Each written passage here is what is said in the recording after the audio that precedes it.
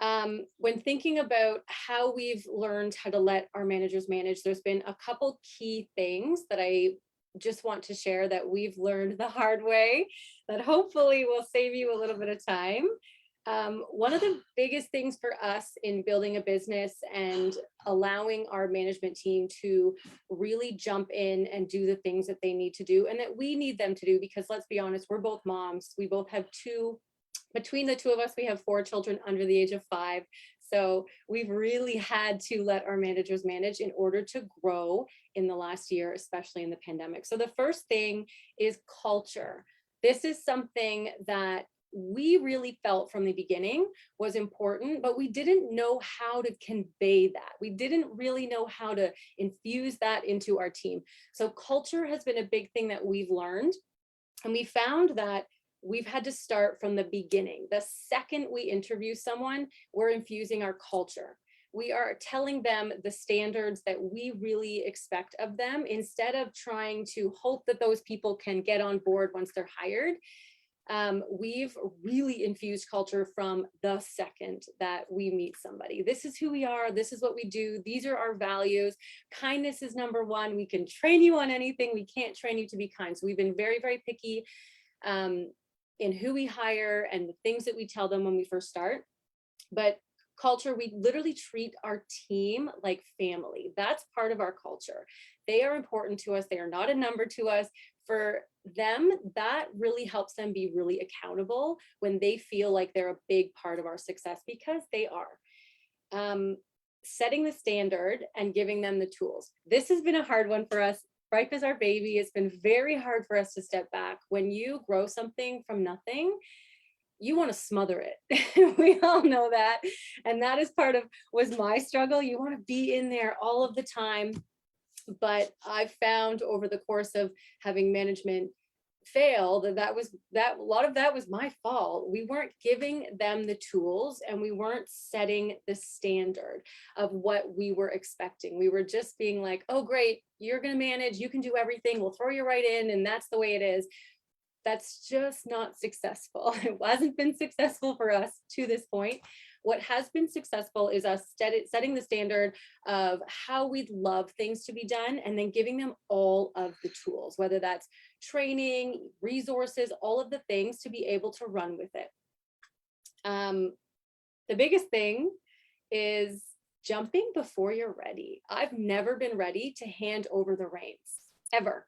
I still to this point haven't been ready. I was bringing my 2-month-old baby to the stores, still hands-on, still doing everything. I was not ready. Neither was my business partner. We both are super hands-on. You have to jump before you're ready.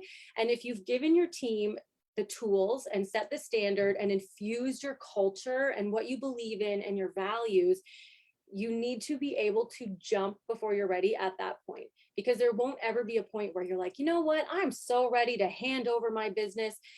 You won't.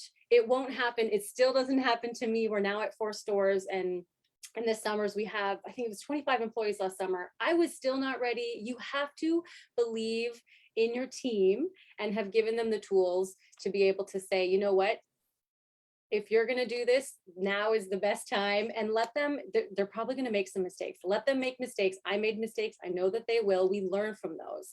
And I was talking with the ladies a while ago, whenever we make a really big mistake, my team know that we can pretty much fix anything. And often we just laugh about it. There will be times you will find us in a closet laughing or in the kitchen laughing about a mistake, because really, I try to tell my team this all the time. It's the journey that matters. There's not really an end goal with our team. And that's a big part of our culture. The journey is important. So I want them to be on this journey with us. And that's part of the expectation, is that we're going to learn together. We're going to grow together. We're going to share these values, and we're going to make an amazing product and an amazing experience for people. And we just do the best that we can do. And so jumping before we're ready, that's the best we can do, especially when you have little ones on your hip. So I'm going to leave it at that, because the other ladies have so much more experience in this space. I'm still in the fire, so I'm so honored to be speaking with you today, but can't wait to hear what they have to say. Awesome. Who's going next? Well, Patricia is, but she needs to unmute first. I think it might be me, Paul. So good morning, everyone, and thanks so much, Meg. I have to say that when we were preparing for this, it was a really insightful conversation to just have the differences from all of our different experience. So hopefully I can do this as quickly as you did, Meg. But I wanted to just bring up a few things. So there is a company called LifeWorks Mental Health Index, and it is a monthly survey that really looks at asking Canadians questions about their mental health and well-being. And in fact, the first survey was conducted back in April of 2020. And so what they've done now is they've taken the survey data and they're benchmarking it up against pre-pandemic data collected in 2017, 2018, and 2019. And this is not news to anybody, but I want to sort of anchor it to the conversation around really letting managers manage. So their latest survey said that 35% of Canadians reported that they were either considering or were unsure of whether they were going to leave their current job. This is a significant issue. We know, we've heard about the Great Resignation, and I'm a firm believer that it's your middle management team that is going to affect those numbers up or down. And so the reality is that managing or leading is not a glorious crowning of acts, right? It's about keeping your team focused on a goal, being motivated to do their best and to achieve it. And especially when the stakes are so high and then the consequences really matter, which I think we've all really experienced during the pandemic. And it's about laying out the groundwork for others' success and then standing back and really letting them shine. So regardless of the organization size, as an owner operator of a business, I too fit in that same category. Letting managers manage can be, as Meg expressed, one of the most difficult things that we do. And it means not just letting go of control, but it's also about trust. So given today's environment, I think it's really important that we understand that there was a lot of stuff that we knew pre-pandemic in this space. We've been worried about labor shortages for years now. And all that happened in the pandemic is it just shone the spotlight on what was really happening and showed organizations that really didn't have things set up pre-pandemic to really flow through in these really uncertain times. And so what I always like to say to people is that managing managers is very similar to managing anyone else on your team. It's about creating that great team culture. It's about cultivating strong relationships, making sure that we're all aligned on goals and experiences, making sure that you stay engaged, and most importantly, creating that space for accountability and learning. And so really the only difference between managing an employee versus managing a manager is that it's a little bit trickier because you require a manager to actually have both technical and relational skills. So as the manager of the manager, you're paying attention to the outcomes that they lead their team to achieve and how they relate to their staff in the process. So on top of that, there's this traditional hierarchical structure, whether we agree with it or not, it does exist. And that is this manager-staff relationship that has this built-in power dynamic. And so I like to call this the positional power. So it's part of the job that helps your managers hold this power responsibility. And so this includes seeking and understanding their own identities. So we all come to the table with different things: our age, our race, our backgrounds, our personalities, our communication styles, and all of those experiences with power and privilege intersect within the role at work. So there's a bunch of different sort of best practices that we should all be considering. We don't have near enough time today for me to go into depth, but I will sort of high level. So first of all, it's about cultivating and affirming ownership. And so this is that positional power piece where it allows our managers to really be able to have that position of power, the ability to influence over the employee's quality of life, how much they get paid, how they get feedback, how they grow within an organization. And this is vitally important that we really understand as an owner operator what that positional power looks like with our managers, because we know that people don't leave companies, they leave managers. And so this is a really, really important thing to keep in mind. And what's really important about this is as an owner operator is to really understand when you start to see these fluctuations in level of stress. And so really digging in deep as to why they might be feeling the way that they feel. And here's just some top things. Lack of confidence because they're just in a new role. So it's just a confidence issue. There could be growing pains because you've promoted them internally. And so they used to be part of the team and now they are a leader on top of that. It could be just feelings of doubt overall. So maybe we haven't set them up with the right resources or training that's required. There is that sense of nervousness, which comes out in their communication styles. Sometimes they may not have that inherent potential to be able to feel like they are in control when they're in a power position. And the reality is, ladies and gents, is sometimes they just aren't the right manager. It's just not in them to manage. And I think that's important as well.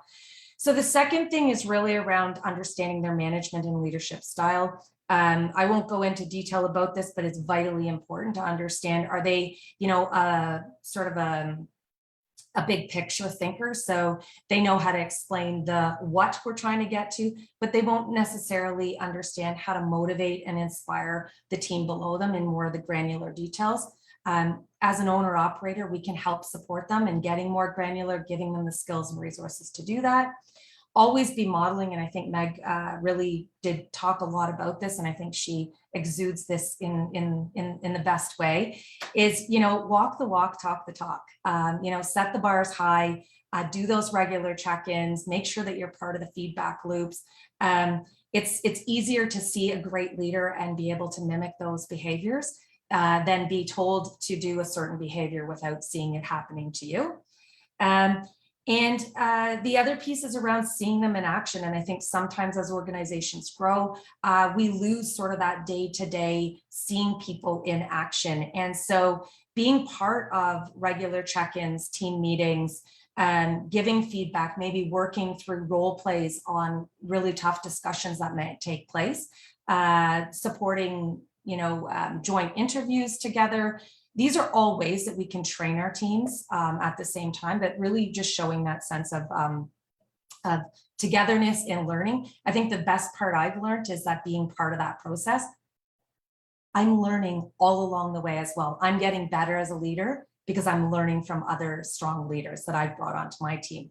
And last but not least, I want to say that building relationships with your manager's team is also really important. It is a very fine line, but it is about connecting with people, whether you have these get to know you coffees when people are hired in your organization, scheduling luncheons that really gets you to sort of the grassroots. The person who does the dishes in the back is as important to your organization as the person at the very top. And I think that that's something that sometimes we miss. And I don't know if we have a second to just really quickly watch this video that I thought would be really, it sort of sums it all up. All right, so bear with me for a second here while I get the technology going. Oh, geez. It's just a snippet from Simon Sinek. So for those of you who are familiar with him, he's one of my favorites, but I think this sums it up.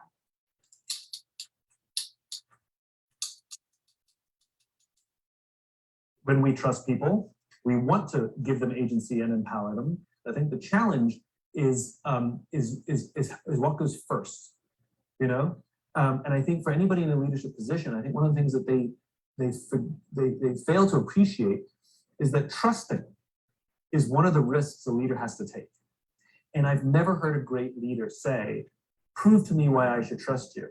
Rather, leaders show up and trust. And I get pushback all the time. Well, I didn't get to choose my team. You kind of asked me to trust them at the gate. Well, you didn't get to choose your children. You love them at the gate. Leaders take the risk to trust. And it's actually the opposite. It's the team that says, well, prove to us why we should trust you. And it's the leader has to demonstrate trustworthiness that the team would trust them. But actually, leaders have to take the risk to trust their teams. And the more they give trust, the more they get trust. The more they give trust, the more they're practicing empowerment. I'm going to let you do that. As one great leader that I adore, her name is General Lori Robinson. She says to her teams, "There's nothing you can't break. There's nothing you can break that I can't help fix." I just love that notion that I'm here to help you, even if you get it wrong. So that is it on my part. Oh, I sorry. really felt deep One within me that I second. had something to share, something to offer, and I can't even. Sorry, I need my tech team over here on this side. Thank you very much. I wish everyone the best of luck in this 2022 year. And it's over to you, Patricia.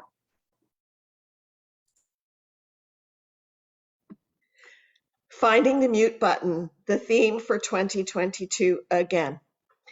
Hi, everybody. That was great. I want to say just off the hop, Meg, I think you're a great role model for leaders, so you'll probably get some phone calls, some counseling sessions.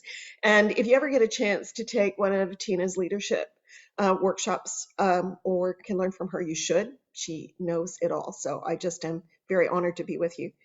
I'm going to take it from a different perspective. I'm a business coach, and so I hold entrepreneurs' hands a lot. And one of the things I do hold entrepreneurs' hands for is that whole learning how to be a manager of managers, letting people manage. So let's talk about how mindset can affect your leadership role. So first of all, I think we should all remember we were all scared at the beginning, every single one of us. So don't feel bad about being scared.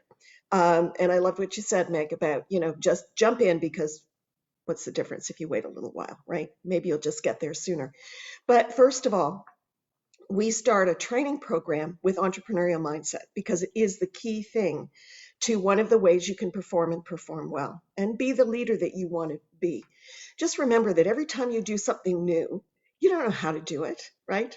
So when you step into a leadership role, you're going to make mistakes. We all make mistakes. And I love this Simon Sinek message because it's true. You can fix things. Maybe you have to use a little duct tape, but that's okay. So when we start with entrepreneurs, we talk about mindset, and I think that's a really important thing to acknowledge. And there's three things I want to talk about today. So one is the anti-role of managing. The second is what you might have to overcome. And the third thing is what you can do about it. And we won't have time to go into huge detail, but I'm sure all of us can be approached afterwards if you've got questions or whatever. So first of all, this is a really quick one, the anti-role of managing.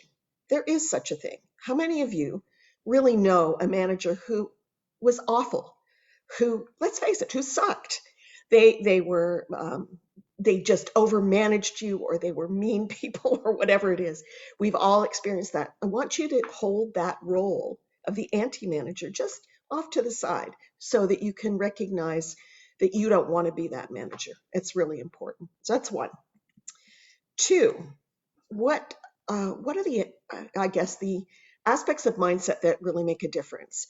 So when you're a manager, one of the toughest things, and one of the things you need to learn, is empowerment. Empowering others is a habit, is a bit of an art, but putting the benefits of others first requires you to be generous and confident. And I can tell you at the beginning, you probably won't be confident, but you need to do it anyway. If you aren't confident in your ability to empower people, it's going to be hard to let go. And the problem with this is that it can lead to an excessive wish to control the outcome. You need to let go of the outcome to let your managers learn how to do this. Accountability is the other part. For employees, that also means that you have to give up control. And a number of us are control freaks or recovering control freaks. And I like to tell people they really can't help it. They were probably affected when they were tiny children. They just don't remember. So the thing is, now that you know you're managing, you have to stop with the control. And why is that? I think Meg touched on it. When you have a vision for your business, you put a lot of blood, sweat, tears, money, and time into running this business. So for you to kind of hand over your baby, I think you used the word, Meg, to somebody else is challenging. Recognize that it's challenging, that we all make mistakes, it's going to happen, but you've got to do it anyway. So the other elements of mindset that can be problematic include perfectionism. Does anybody know somebody who is really a perfectionist? You've probably worked with somebody for sure. But you can't be a perfectionist and have your managers have the leeway, or your employees have the leeway to do what they need to do to learn. So micromanagers, let's not be those people. Those are perfectionists. And where does it come from? It comes from a lot of fear. You're trying to control the outcome so nothing bad can happen. It's a little unrealistic. And when you can realize that, then you're going to feel a little better about letting that control go. I like Carol S. Dweck. So I love Simon Sinek, but I also love Carol S. Dweck. She's a Stanford University professor, and she talks about fixed and growth mindsets. And when you're oriented towards a fixed mindset, that's an approach that focuses on the rules or getting that A on an exam and focusing on the achievement, the award that you get. Well, awards are great, but your life shouldn't end because you don't get an award. That's probably a good thing. So when you develop that, mindset for, that is not a fixed mindset, and you go into growth, it can really make a difference in how you're treating other people. It's also a very positive mindset generally. So in a growth mindset, failure and struggle don't trigger fear, they trigger persistence. That means that they are not so much focused on the short-term goal, but the long goal and learning. And that means it's more elastic. So elasticity is the opposite of control, if you think about it. If you're flexible, then it's going to help you as a manager. You would experience the journey of trying to figure it out rather than saying, oh, I didn't do it, I am worthless, this is useless, we're going to just, give up. So how do you develop that growth mindset? Well, there's some key things that she talks about in her book. One of them is to challenge yourself continually, to allow failure and struggle to trigger persistence. So that employee that you've got who's still learning to manage others or still learning their task, you're not going to need to look at the long term, to use failures as a teaching moment, to be there with your employee. I think those are the messages that kind of resonated with everyone here. So if something doesn't work, it's a learning moment. One of my favorite Abraham Hicks quotes is actually, we don't say when an 18-month-old falls down and trips and lands on their bum, we don't say to them, get up, you little dummy. We wouldn't ever think about it. So what we know is that people have to fall down before they can get up and learn to walk. And I think it's a kind of a funny way to remember that, but it's really worth remembering. You become more resilient and flexible if you can practice some of these ideas. One of the other ones for entrepreneurs particularly is putting yet after the word no or not. Did you get that done? The answer is not yet, and you're looking at a more future-focused result. So what does Dweck advise as well? And this is something that we talk about. Collaborating can bring more skills, and you heard that from Tina. When you learn together, that's a way of putting you on the same level and getting a better solution. The boss who is not extremely good at what their employee is hired to do has less of that knowing authority to impose on somebody. We often hear, don't hire you. That's probably not a good idea. Hire for something you don't know how to do, and then do this a bit. Don't comment when on absolutely everything. One of the things that I think we've applied to our family, at least we have, is remember not to praise the accomplishment, but praise the process, the hard work, the strategy, the focus, the persistence. It's good for your kids too, and learn to motivate others. I think those are some highlights. One of the things that we like to do is have a little bit of a meeting with other business leaders. You can share experience, you can share advice. It's a good way to be accountable to your team when you can have somebody to talk with about these things, because we often don't want to admit our mistakes, but hey, we're going to make them. So I love some of the things that Megan and Tina had said. Massive failures allow you to learn. Culture is important. Creating relationships, walk the walk, talk the talk. Tina, that was a good one too. Those are all really amazing pieces of advice. And hopefully we've got some questions in the chat and we can dive in deeply to something that is really relevant to whoever's in the audience. Over to you, Paul. Well, great. That was all three discussion points. I mean, they're interesting. I mean, I'm writing notes down because I'm just recycling through my career as we're discussing them. And we don't have a ton of questions, but I'm sure people will start adding them in here. And I have a few off to the side. But it's funny, and I'll go back to it. My background was I worked for McDonald's for 30, close to 30 years, about 27. And part of that experience was at the Dome. And in that environment, you had this massive management team of 250 salary managers, 2,500 crew, big, multiple restaurants, and it was very, very fast paced. So you learn very quickly. But one of the things that McDonald's does with their people is they spend more time teaching you about managing people and that kind of stuff than they do about making hamburgers. You can train a monkey to do that, but dealing with larger groups in stressful situations is really where your focus is. And back when I got trained anyways, there was, they really did a good job of it. So, and they continue to evolve that culture as you went along. So, you never stop learning, to Tina's point about how to deal with people. And it's funny, everybody calls things different by different terms, but everything means the same. When you look at a DISC model, it's a quadrant, and then there's other kind of models that do the same thing. But it all comes down to the same kind of language. The trick is actually doing it and making that happen. So, I mean, I would talk about an accountability ladder. You got somebody that's new that doesn't want to do anything. They're low on the accountability leader, and they're waits to be told. They don't want to make a mistake. So, and overbearing managers will create that environment where nobody wants to do anything because they're going to get jumped on. And there are real things that happen as a result of being micromanaging or being that kind of a leader. And the more you evolve and continue to learn, the better you'll see results. My personal story with that is I was that guy. I was in control of everything, not necessarily from a fear standpoint, it's just who I am. And the most successful years I had is when I literally would sit in a lobby and drink coffee and make my people come to me with their tasks and evaluate them, work the floor, do a bit of coaching. And, you'd see stuff happening because they owned it. They didn't want to have to sit down with me and give me a bad outcome. They wanted to get it done, or they didn't want to sit down with me. So they got it done so they didn't have to.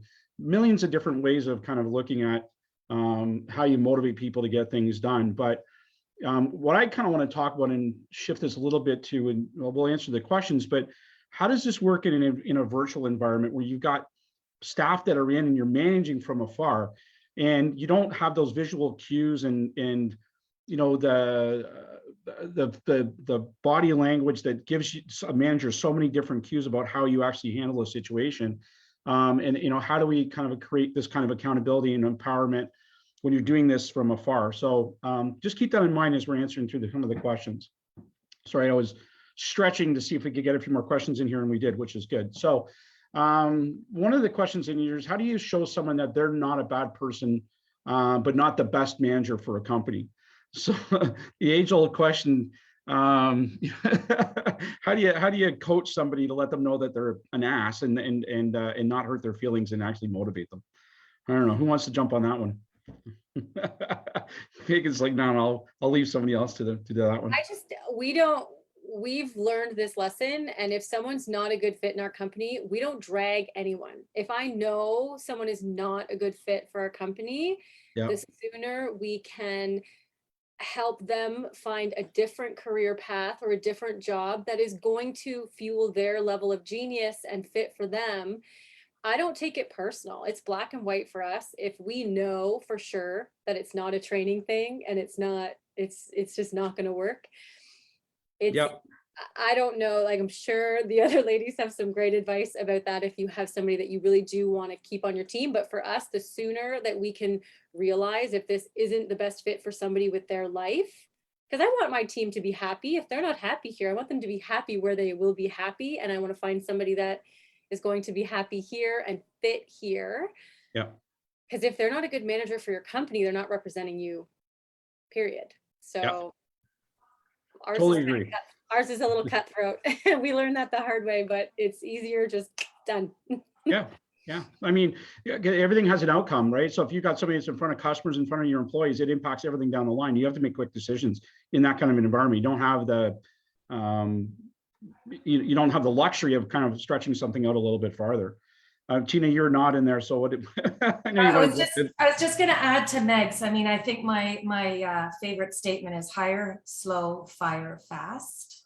Write that one down if you don't have that one. I think to your second part, Meg, where you identify a person within your organization who you really want to zone in on their genius, which I know you told us a great story about somebody on your team. I think that in general, when we self-identify where we sit, it's much easier than someone telling us that we don't fit. So my corporate life, for right or for wrong, I sadly have had many people that I've mentored over the years who wanted to become managers. And I knew from the minute I brought them into the organization, they were likely never going to become a manager. But I think that people have to also experience that journey on their own and identify what are the things that they think they love about managing? Why do they aspire to that? And then really figure out whether it is a skill thing. If you can teach the skill, great. And sometimes it's just will, it's just who we are. And we just don't have an inherent potential to kind of move the skill that actually helps the will piece, which makes us great at what we do. When you have the will, you're great at what you do. And skill you can always teach. And so I think that that's important to harness that, learn it very early on, and be able to find different places in the organization that they can fill those pieces of what they think they're going to love about managing, and really help them identify the areas that they likely would not love, which I think lends to Meg's point about, showing up and feeling fulfilled in the role that you have within an organization. Yep. No, totally agree. There's three things I'd just like to add. I think that's perfect. I have lived with hire slow, fire fast, and tell my clients the same thing all the time, because you need to take that time to do that. One of the things that you talked about is virtually. How do you work together virtually? Because it's often in the last couple of years we've definitely had to do that. I find that goes along with when I try to introduce a manager who may or may not work to a management skill, give them a task that has an outcome that you can talk through, so that you can give them a chance to learn what they're going to have to do. And if they're not doing it, then you can give feedback. If they're not doing it well enough or very well at all, then you have to pull the plug, because you can't let your organization suffer. But last summer, I hired a summer student, Haley, who was brilliant, and we never actually met, not in person. We conducted everything virtually. We did 2 meetings a week. The meeting frequency is up to you. We don't want to smother people, but want to give them a chance to get something done. But if you've got, it's just management 101. If you've got something you need to get done, and you explain it, and you explain the outcome that you're looking for and the timeline, you really, I think you have to give people a little bit of a break. Working virtually is tough. If they've got kids at home, like Meg has, like my kids have, it's tough. So a little bit of leeway is great, but setting expectations is really great too. And if they're not met, walking through it to understand what they've done. I think virtually it's a little bit more complicated, but it doesn't mean you can't be communicating with your team. And you should be communicating with your team, because morale is an important factor too. And we need to kind of keep up our morale. Yeah, absolutely. I check into a couple. You sort of fall back to what's going on here. I don't have any managers per se that I have under me, but I have in the past. And having and some of the questions in here are about how do you create a culture without micromanaging, and that's a really hard thing to do. Inherently, managers are born, but they're built. Because you're a leader doesn't necessarily mean you're a good manager. And you look at that at different hierarchies where you have middle management and then you have managers. Middle management quite often are the worst managers around, but they have the ability to lead teams and to motivate people and have big picture and get those things down, but they don't like doing the details. And you find that in a lot of entrepreneurs. They what's that? Yeah, you buy a business because you don't like to be managed. Then you get in and you find that all you have to do is manage, and you're like, it's this e-myth that this is going to be great. And then you find out that you suck at managing, but you want to run a business, so you have to hire somebody to do it, and then you're overbearing on the person you hired, and you run into this giant mix. I think the first step in any of this is you got to understand yourself, and understand and be open and honest with where your failings are, so that when you're getting triggered. and then you make a course correction so that you don't run into those problems. For me, it was an aha moment when that kind of happened. The things that I brought to work or the things that were important to me weren't important to everybody else. And I needed to stop shoving that stuff down the line. You know, I call them blue chips, but it made me ultimately a bit more aware of everything that was going on and allowed them to focus on their blue chips, which supported mine ultimately, right? So, but yeah, I mean, how do you, and maybe this is a good question for Tina, when you get into this DISC model, I think that is so important because if you know who your team is and who you are, then you can create systems that work with the right people in the right positions kind of thing. But how do you create that company culture without micromanaging? It's an easy question. Yeah.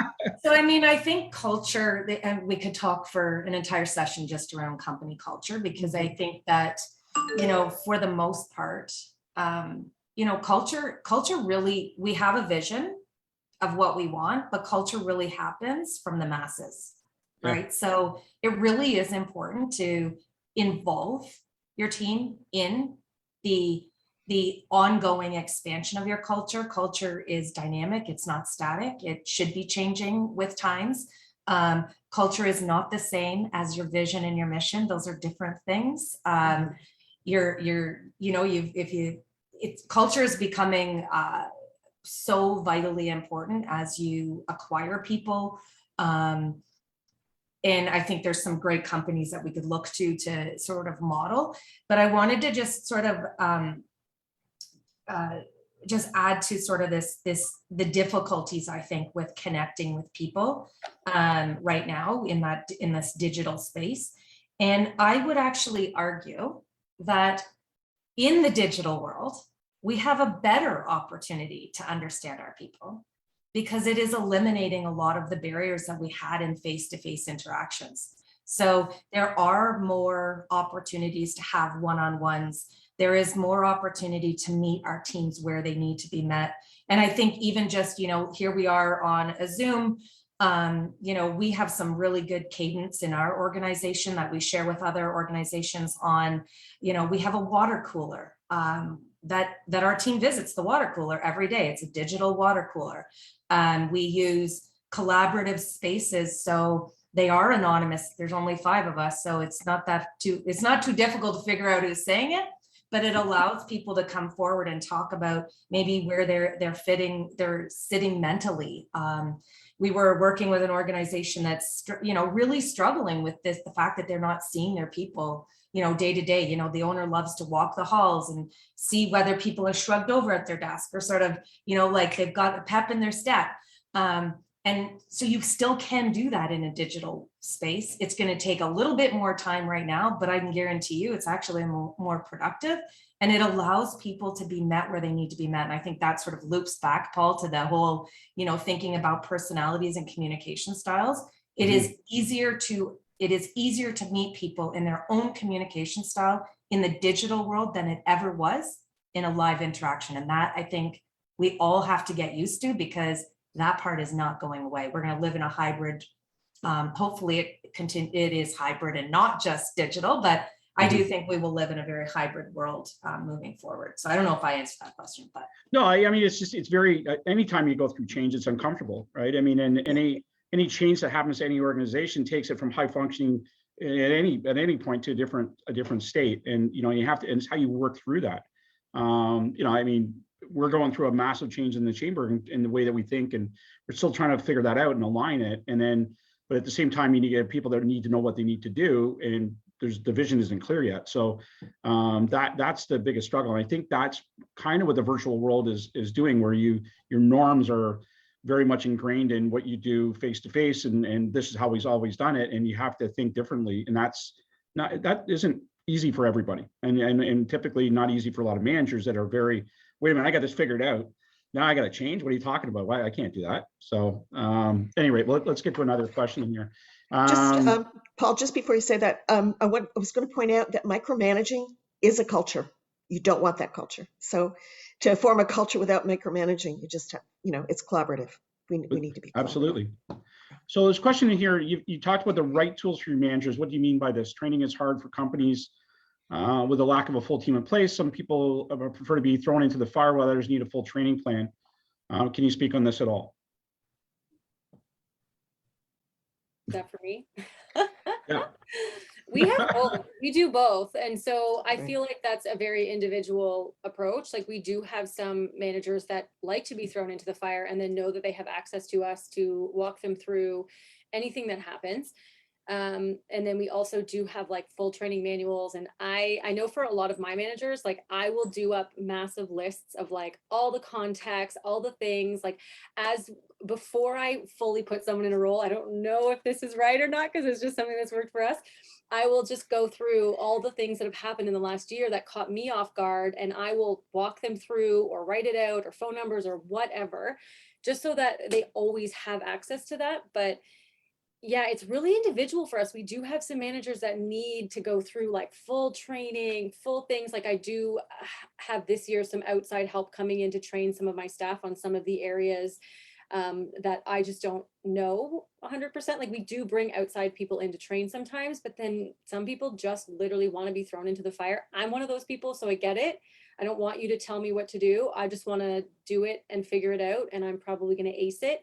So we've really taken an individual, like, I don't know, approach to that. But then we don't have a huge management team, so we can do that. We spend a lot of time with people that do manage. And so I feel like that's really easy for us in that sense. But yeah, I go through everything that I've possibly had happen as a business owner, but I'm again in a different position because I've worked every area of my business. And if you're someone like me or in the restaurant industry where you've worked every single spot, I've washed dishes, I've done food, I've served customers, I've done it all. I already know what's going to come up. So I can easily train on all of the things, and we try to take note on those. And so there's a lot more tools than just being like, here's our staff manual. I don't think that that's really helpful when things actually go wrong. But I think the staff manual comes in handy when things go off the rails. yeah, And when you've got somebody that you need to bring back, listen, this is our standard, this is how we do it, and this is cut and dry. It allows you to run a little footloose and fancy free, but as long as you always have that stability to go back to. So it's a good point. That's very kind of old school, having a manual and it, to refer back to an SOP, all that kind of stuff. And I'm not sure that it fits in every environment. Quite honestly, I mean, if it's a static environment, yeah, fine, everything, it will work. But I don't think in your kind of a dynamic day to day, everything changes. You have to have some flexibility in there. So good point. I think you're on the right track, to be honest with you. But Paul, don't you love the fact that Meg's written down everything that she's done that has not worked out or that she's encountered? Because it's the here you go. I didn't know this, and it also, I think it really it's a good idea. Yeah, creates a best bets platform, which I think is then people can select from a range of things that work, and fit what works for them into that, right? So, and then it's just to like we do as I say. It's a do as I've done, because we've been through this. We've tried all of these options. This is the one that works. Yeah, saves a lot of time. Paul, can I just jump in, because I think there's one other piece to it that maybe just to think about, is that there is the technical skill of the organization you work for, and then there's the technical and relational skill of leading people. Mm-hmm. And I think that end, again, depending on who the owner operator is, you may get that and you may not get that, because if they are an owner operator who's like, man, I have an art, a talent, this is why I'm running this business, but the people end, those managers aren't going to get the people end from that owner operator. And I think that that's just important to call out, that it's an area that is under trained. We train our masses of people because we are checking a box, but the people who actually have to continue to lead and develop the masses are the ones that we spend the least amount of money in any sort of formal training environment. And that, like how to coach, how to delegate, how to hold, how to give feedback. Those are things that really do matter to make sure that the tactical piece, the tasks that they need to do, actually get done in an optimal way. Yep. And they're teachable. Yes. I'd argue that what you're talking about, Tina, is one of the most important things. And if you are not able to manage people effectively, then don't. I reported to a VP at the Toronto Stock Exchange who was brilliant, but inept with people. And he had a manager who was his interface. It was the most brilliant thing I've ever seen, because that manager was really people skilled. Yep. That's why you got to know yourself. Yep.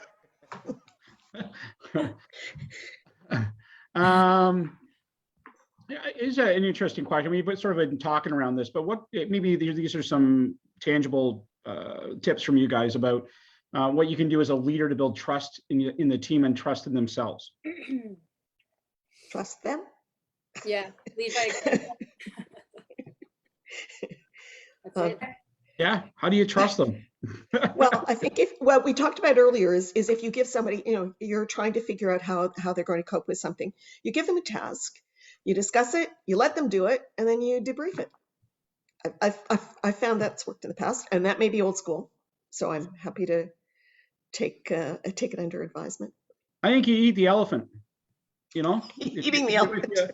If you want to get them into bigger tasks, give them small bites and you grow people into it. You build trust and trust themselves, and then you can reply back on that. Yeah, you did the last one fine. You're going to be okay with this. I'm going to let you go with it. Let me know if you have a problem. And you go from there. It's how you move people up that accountability ladder from that waits to be told to, okay, I know where his standard is. I know what they want.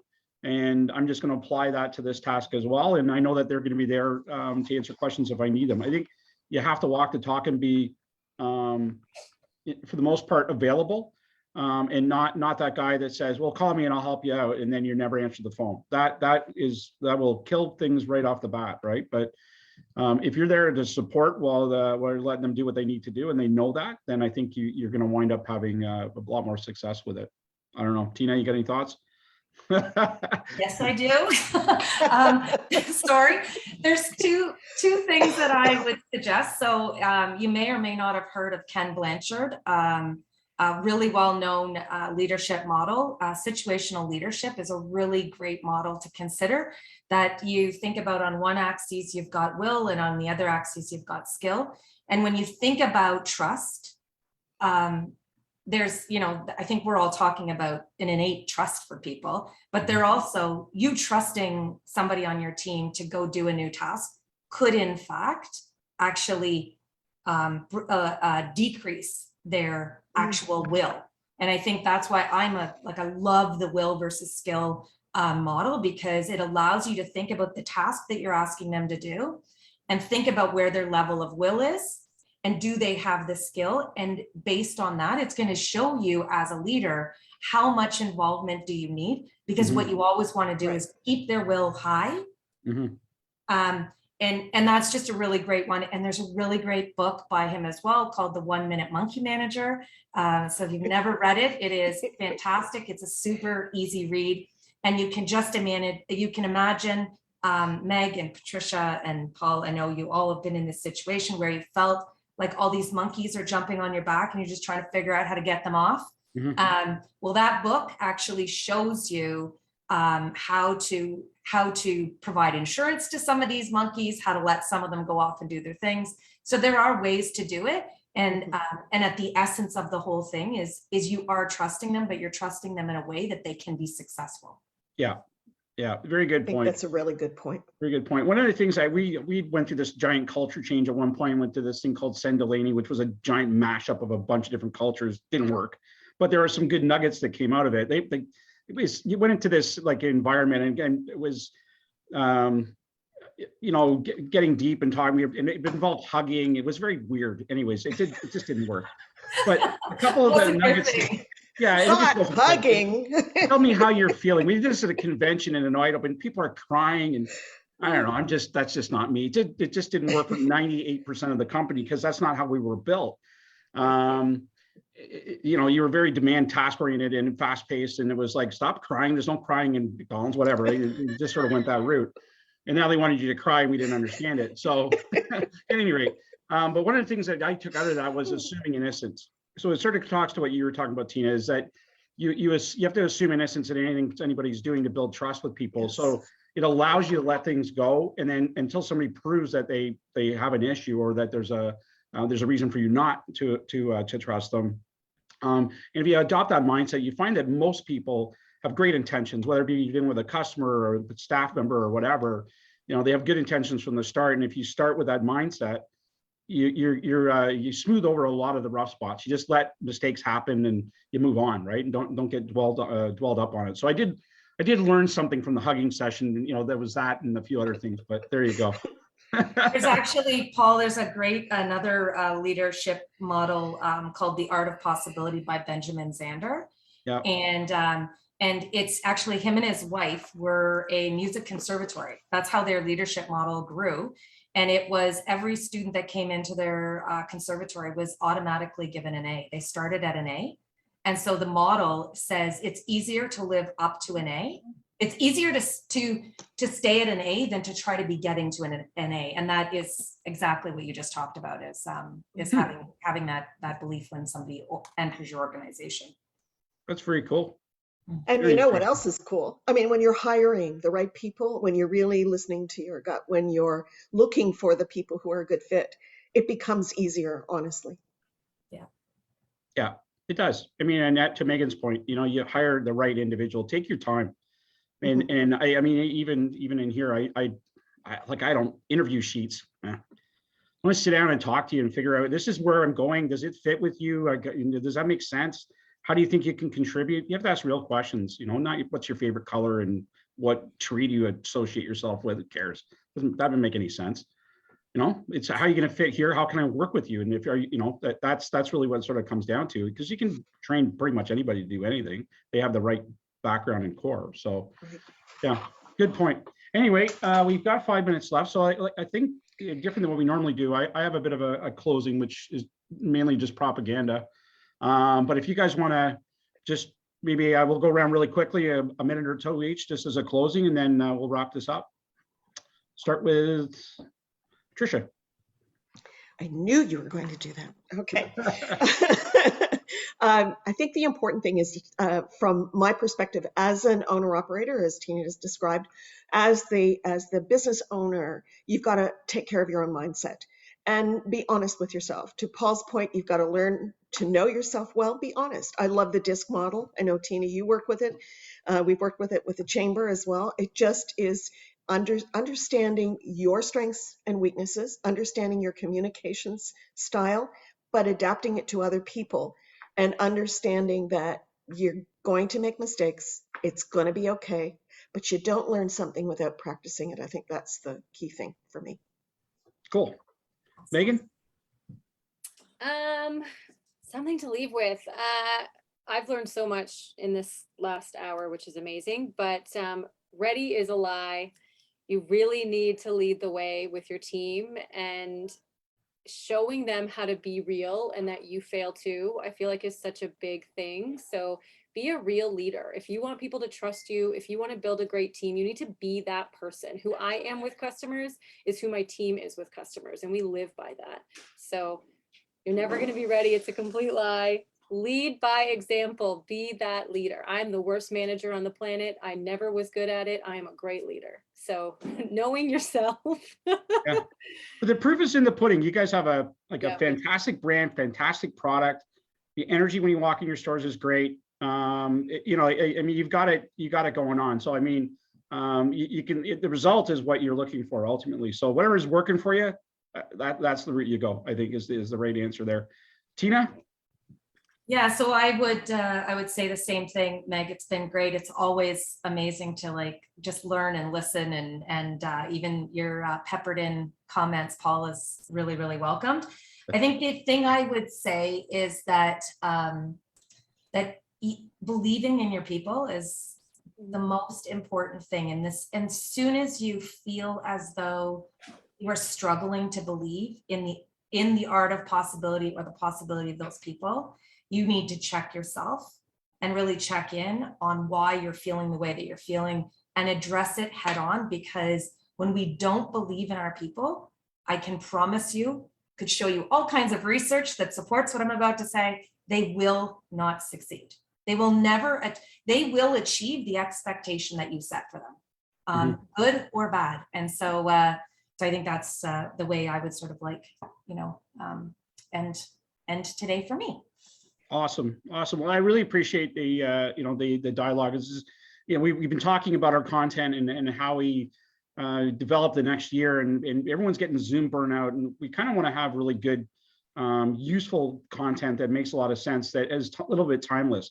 This is not pandemic specific. This can be used a year down the line. So I really appreciate your comments, and again, to anybody out there listening, look these people up. Give them a call and stop in, get a juice. Megan will be running around in the back, and she'll talk to you at some point.